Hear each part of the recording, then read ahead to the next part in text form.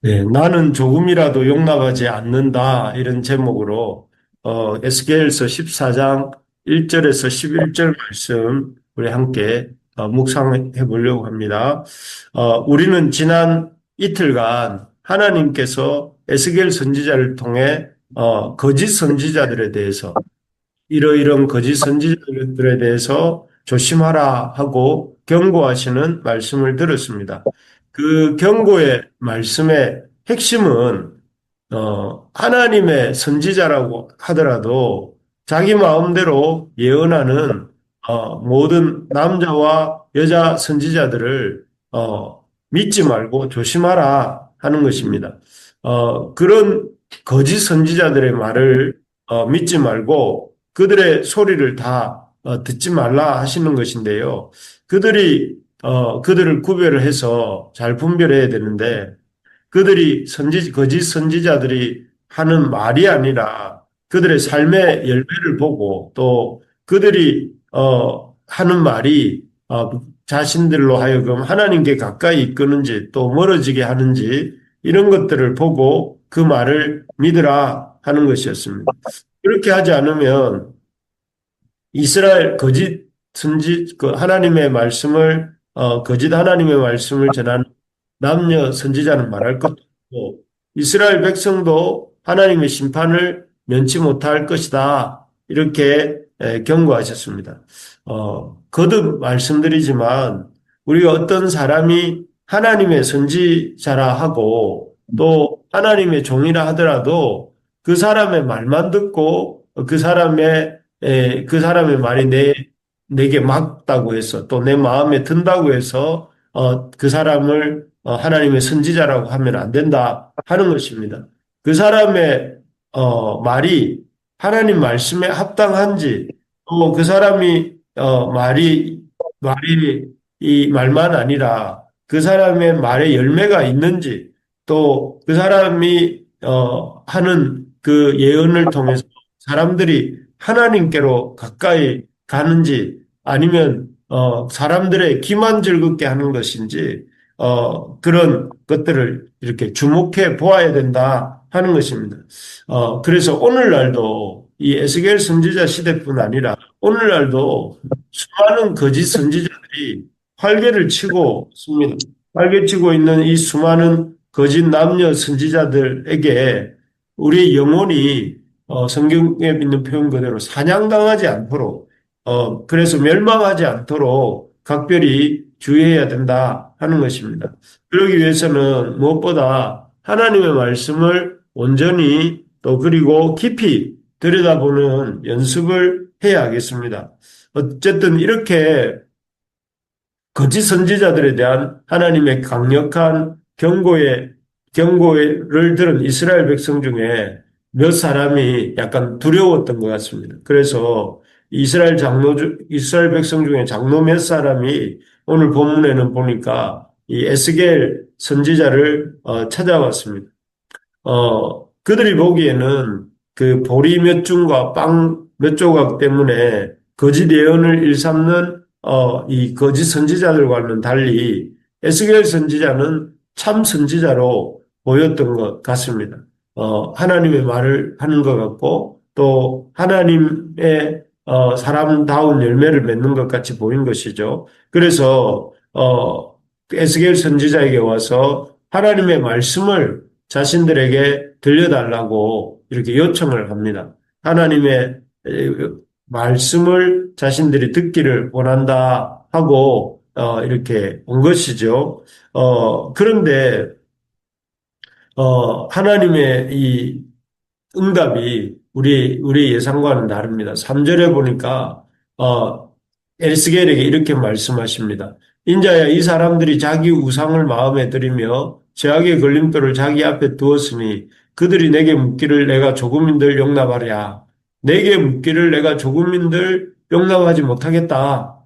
그들이 묻는 것에 대해서 나는 답을 주지 못하겠다. 그들이 내가 어떤 말을 하는지 듣기를 원한다고 하지만 나는 그들과 말하고 싶지 않다. 이렇게 아주 냉정하게 그들의 요청을 거부하십니다. 그리고 그렇게 거부하시는 모습을 보면서 약간 의외라는 생각이 듭니다. 왜냐하면 하나님의 말씀을 어쨌든 그들의 마음에 찔림을 받고 듣고자 나왔다면 그들에게 왠지 뭔가 말씀을 좀 해주시고자 해야 될 것 같은데 왜 이렇게 하시는가 하는 것이죠. 우리가 알고 있는 하나님은 집 나간 탕자가 집으로 돌아왔을 때 그 탕자를 반갑게 맞이한 아버지와 같은 분이고 또 우리가 알고 있는 하나님은 수고하고 무거운 짐진 자들아 다 내게로 오라. 내가 너희를 쉬게 하리라. 이렇게 초청하시는 하나님 아니십니까? 그런 하나님께서 에스겔 선지자가 참 선지자인 것 같다. 에스겔 선지자를 통해서 하시는 하나님의 말씀을 듣고자 한다 하면서 나온 이스라엘의 장로들을 이렇게 이 요청을 거절하시는 이유가 뭘까 하는 그런 생각이 듭니다. 왜 그럴까요, 여러분? 왜 하나님께서는 이 참된 선지자라고 에스겔 선지자에게 나와서 그 말씀을 구하는 이들의 참 요청을 거부하신 것일까요? 그 이유는 첫째는 이 이스라엘 장로들이 온전한 마음이 아니라 양다리를 걸치는 마음으로 나왔기 때문입니다. 비록 이스라엘 장로들이 하나님의 말씀을 듣겠다고 나왔지만 그들의 마음에는 여전히 이 하나님이 아니라 우상이 들어앉아 있었습니다. 여기 3절을 다시 한번 보시면 이렇게 되어 있습니다. 인자야 이 사람들이 자기 우상을 마음에 들이며 제약의 골림돌을 자기 앞에 두었으니 이렇게 되어 있습니다. 여전히 그들의 마음속에 우상이 있었고 또 그 우상을 마음에 둔 채로 여호와께 나왔다고 하는 것입니다. 그리고 이들은 그 하나님의 말씀을 하나님이 뭐라고 하시는지를 듣고 싶어서 나온 것이 아니라 7절에 보니까 이렇게 또 말씀합니다. 중간 이후에 누구든지 나를 떠나고 자기 우상을 마음에 들이며 죄악의 걸림돌을 자기 앞에 두고 자기를 위하여 내게 묻고자 하여 선지자에게 가는 모든 자에게는 나 여호와가 친히 응답하여 오히려 8절에 보면 그 사람을 대적한다 이렇게 말씀하세요.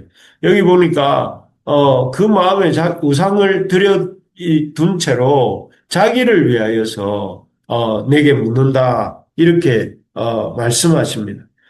그래서 이 사람들이 비록 하나님 앞에 몸이 나오긴 했지만 진짜로 나온 것이 아니고 비록 몸은 이렇게 하나님 앞에 나왔을지라도 그것은 몸뿐이고 마음은 여전히 우상에게 의지하고 있고 우상을 둔 채로 마음의 우상을 둔 채로 하나님을 찾고 있다는 것입니다. 그렇기 때문에 그런 이스라엘의 어떤 진정으로 하나님의 말씀을 듣고자 함이 아니라 자기를 위하여 우상에게도 의지하고 하나님 말씀도 듣고자 하고 그렇게 하는 그런 태도 마치 보험을 드는 것 같은 태도를 하나님 받을 수 없다 하는 것입니다. 오히려 하나님께서는 비록 그들이 하나님께 나왔을지라도 그들의 마음에 가득한 우상의 수요대로 그들을 심판하겠다 이렇게 말씀하십니다. 그래서 4절 뒷부분에 보니까 나 여호와가 그 우상의 수요대로 보응하리니 라고 되어 있습니다. 그래서 하나님께서는 이 이스라엘을 오히려 그 우상을 지닌 채로 여호와께 나와서 여호와의 말씀을 한번 들어보자. 한번 뭐라 하시는지 한번 말이나 들어보자 이런 태도로 나온 그들을게 하나님 말씀을 들려주시지 아니하시겠고 또 오히려 그들이 마음속에 두고 있는 그 우상을 인하여서 그들을 심판하시겠다 이렇게 말씀하십니다. 그렇습니다.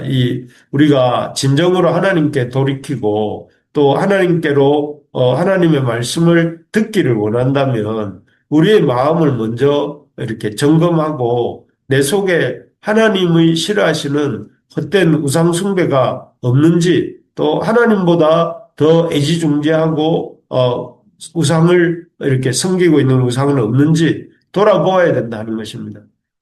이것은 마치 우리가 집에 귀한 손님을 이렇게 맞을 때 어떻게 합니까? 집을 깨끗이 치우고 더러운 것들을 버리고 이렇게 정리하지 않습니까? 그런 것처럼 우리가 하나님을 우리 마음에 또 하나님의 우리 삶에 모셔드리려고 할 때에 우리의 마음을 깨끗이 헛된 것들을 버리고 또 깨끗이 정리하여서 하나님을 맞을 준비를 해야 되는 것입니다. 하지만 에스겔에게 나온 이 장로들은 하나님의 말씀을 듣겠다고 하면서도 속으로는 우상도 여전히 섬기고 또 자기들을 하나님보다 더 높이 두고 자기들을 위해서 하나님 말씀을 듣겠다는 태도로 그런 양다리를 걸치는 태도를 갖고 있었던 것이죠. 그래서 참 하나님께서 그들에게 응답하지 않으시겠다 하신 것인데 우리가 하나님의 말씀을 듣고 하나님의 인도함을 받으려면 마음을 깨끗이 하고 마음을 다하여서 하나님만을 앙망하고 하나님만을 말씀에 순종하려고 하는 태도를 가지고 나와야 됩니다. 여러분, 우리가 여전히 지금 하나님의 인도하심을 받지 못하는 이유가 어쩌면 우리 속에 하나님보다 더 의지하는 우상이 있기 때문이 아닌지 또 그리고 그 하나님보다 우리 마음속에 더 의지하는 세상의 것들이 있는 건 아닌지 우리가 돌아보고 하나님만을 의지하는 우리의 마음이 될 수 있도록 이렇게 헛된 우상들을 깨끗이 청소하는 저와 우리 부르심의 가족들이 되시기를 주님의 이름으로 축복합니다. 두 번째로 보면 하나님께서 에스겔을 찾아온 장로들에게 그 음성을 들려주시지 않으신 이유는 첫째는 그들의 마음이 하나님과 세상을 동시에 섬기려고 하는 마음을 갖고 있었기 때문이라면 두 번째로는 이 이스라엘 우상 숭배의 제약이 참 깊이 이스라엘이 깊은 우상 숭배의 제약에 물들어 있었고 또 그래서 그 길에서 돌이키시기를 원하셨기 때문에 그렇습니다. 한마디로 말하면 하나님께서는 이스라엘을 향한 당신의 심판을 취소하지 않고 집행하시려고 하는 마음을 갖고 계셨습니다. 하나님께서는 지금까지 이스라엘에게 여러 선지자들을 통해 충분히 말씀하셨고 회개하고 돌이킬 기회를 주셨습니다. 하지만 이스라엘 백성들은 여전히 하나님의 경고의 말씀을 듣지도 않고 또 자기들의 삶을 돌이키지도 않았습니다. 계속해서 평강하다, 평강하다 하는 거짓 남녀 선지자들의 말만 이렇게 들으면서 듣기를 좋아하였고 하나님의 말씀을 듣는 것도 들으려고 나온 목적도 자기를 위하여서 또 자기의 참 마음의 우상을 여전히 둔 채로 그냥 하나님이 무슨 말씀을 하시나 한번 드러나 보자 하는 식으로 나왔던 것입니다. 이런 이스라엘을 향해서 또 이스라엘의 거짓 선지자들을 향해서 그들의 죄악에 상당하는 심판의 고통을 주시기로 하나님은 마음을 정하셨습니다. 그래서 9절, 10절을 제가 한번 읽어드리면 만일 선지자가 그 유혹을 받고 말을 하면 나 여호와 그 선지자를 유혹을 받게 하였음이거니와 내가 손을 펴서 내 백성 이스라엘 가운데서 그를 멸할 것이라. 이 거짓 선지자들에 대해서 말씀하는 것이죠. 그들을 멸하겠다 하는 것이고 10절에 보니까 선지자의 죄악과 그에게 묻는 자의 죄악이 같은즉 각각 자기의 죄악을 담당할 것이다. 그래서 이 선지자에게 거짓 선지자에게 뜻을 묻는 그 이스라엘 백성도 이렇게 같이 하나님께서 멸하시겠다 하는 내용이 있고 그를 통해서 11절에 보면 이는 이스라엘 족속이 다시는 미혹되어 나를 떠나지 아니하게 하며 다시는 모든 죄로 스스로 더럽히지 아니하게 하여 그들을 내 백성으로 삼고 나는 그들의 하나님이 되려 함이라 주 여호와의 말씀이니라 이렇게 말씀합니다. 그 거짓 선지자와 그들을 따르는 이스라엘 백성들을 심판하시고 그 심판을 통해서 그들을 정결케 하신 다음에 그들에게 다시 하나님께서는 백성으로 삼고 그들의 하나님이 되어주겠다 이렇게 말씀하십니다. 그래서 하나님은 이스라엘 장로들에게 당신의 말씀을 들려주시지 않은 이유가 이렇게 이스라엘과 이스라엘 중에 있는 거짓 선지자들을 이미 이 심판하시기로 작정하셨고, 이러한 심판을 통해서 이스라엘과 이스라엘 백성을 참 하나님께서 정결케 하신 후에 그들을 다시 하나님의 백성으로 삼고 그들의 하나님이 되겠다 하시는 마음을 갖고 계셨기 때문에 그렇습니다. 정말 그렇습니다. 평소 하나님이 주시는 경고의 말씀 앞에 잘 듣고 돌이키는 자가 되어야 합니다. 그렇게 하지 않으면 마지막 중대한 심판을 경고하는 하나님 말씀이 주어져도 오늘 보고 있는 이스라엘의 장로들이나 또 이스라엘 백성들처럼 하나님의 중대한 심판 앞에서도 회개하거나 돌이키지 아니하고 하나님의 말씀이나 한번 들어보자는 식으로 이렇게 반응하는 사람이 되게 되는 것입니다. 그렇기 때문에 우리가 평소에 하나님 말씀을 잘 듣고 하나님 말씀 앞에 돌이키는 회개할 줄 아는 그런 우리가 될 수 있도록 우리의 삶을 하나님 앞에 연단해야 되겠습니다. 그렇게 할 때 우리가 결정적인 순간에도 하나님의 말씀을 잘 듣고 돌이킬 수 있게 되기 때문입니다. 오늘 주어지는 이 말씀도 우리가 마음에 새기고 우리 마음에 있는 헛된 우상들이 있다면 그런 우상들을 이렇게 하나님 앞에 갖다 내어버리고 온전히 주님만을 신뢰하고자 결심하는 또 결단하는 우리가 될 수 있기를 주님의 이름으로 축복합니다.